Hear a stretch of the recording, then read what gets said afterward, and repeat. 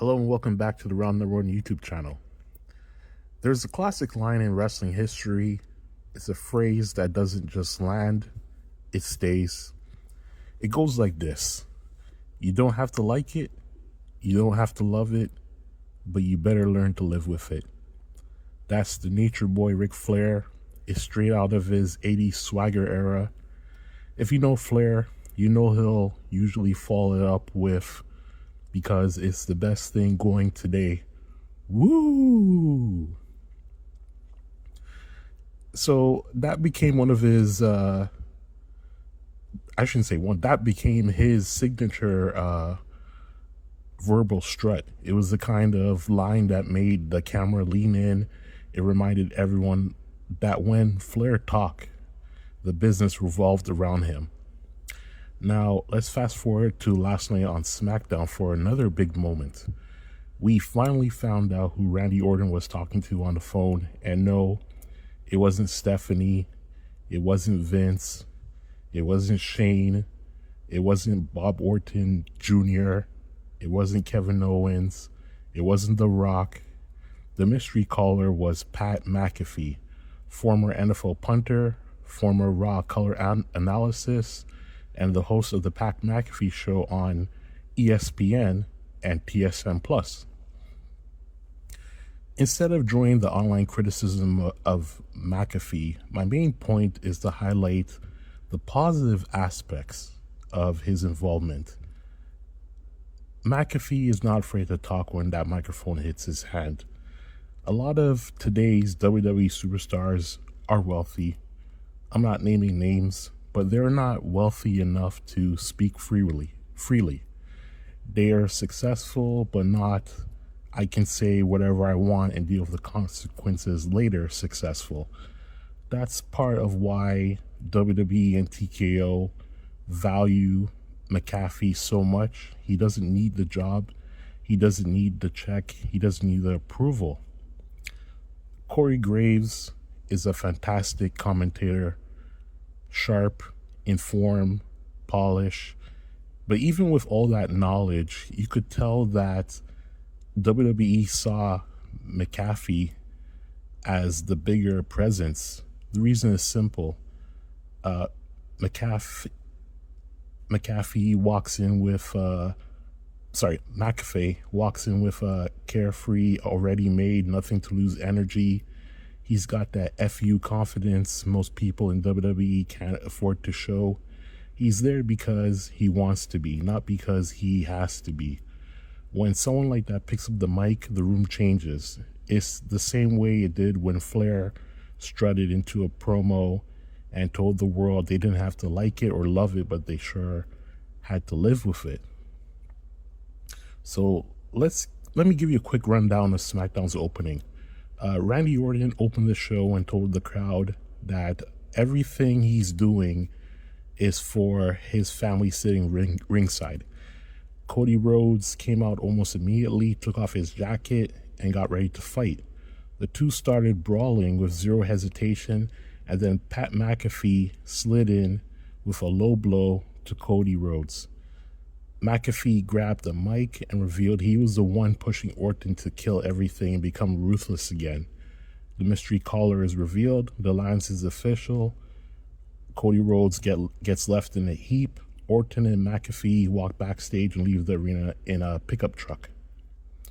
Now, Newsweek Online didn't hold back.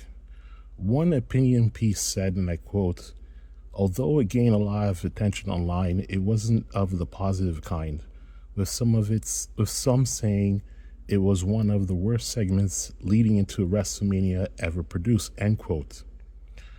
The real entertainment came from the fans.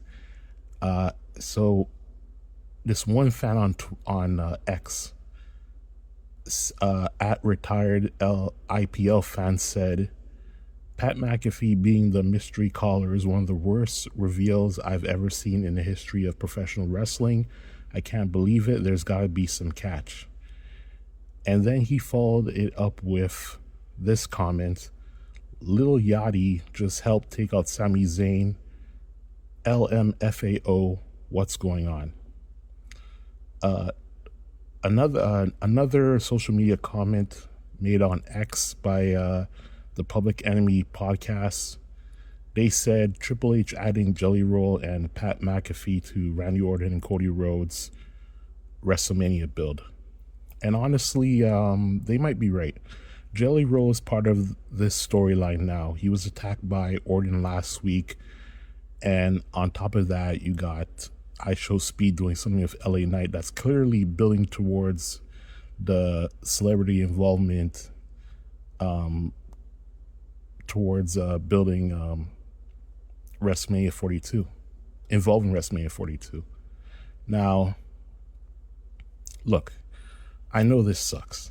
WrestleMania 42 isn't shaping up as a blockbuster, but here's the reality. WrestleMania is 2 weeks away.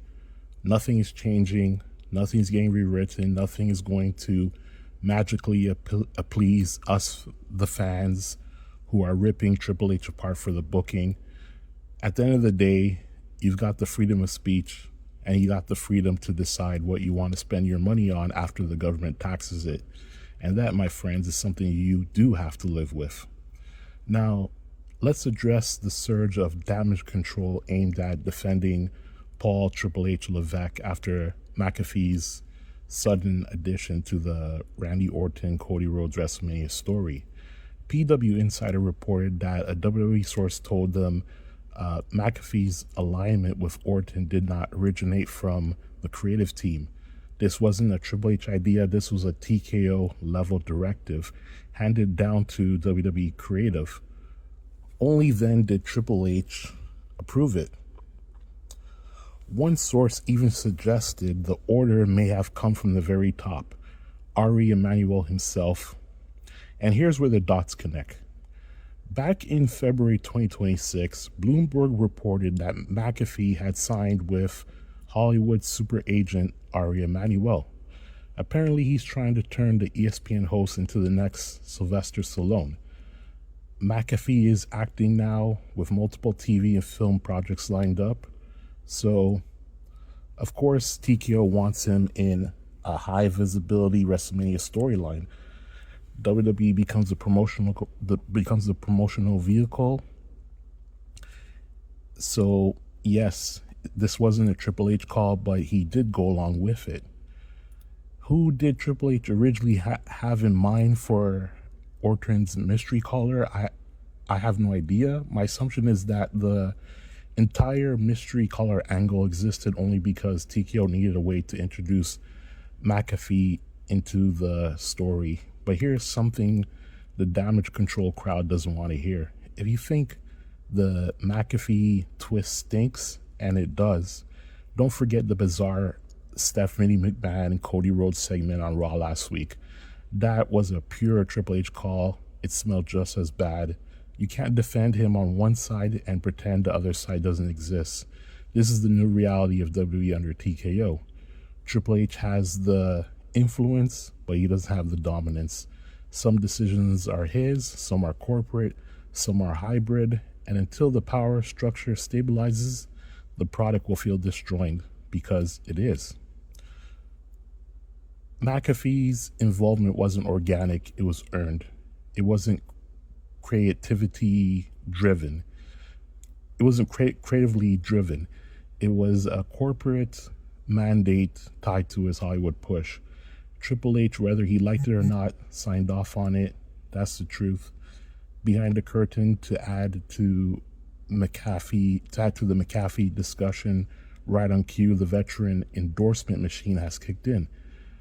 Mark Henry went on Busted Open Radio praising the McAfee reveal, calling it exciting, Attitude Era flavored, and saying it made him even more hype for WrestleMania. And listen, that's fine. Henry's excitement is his own.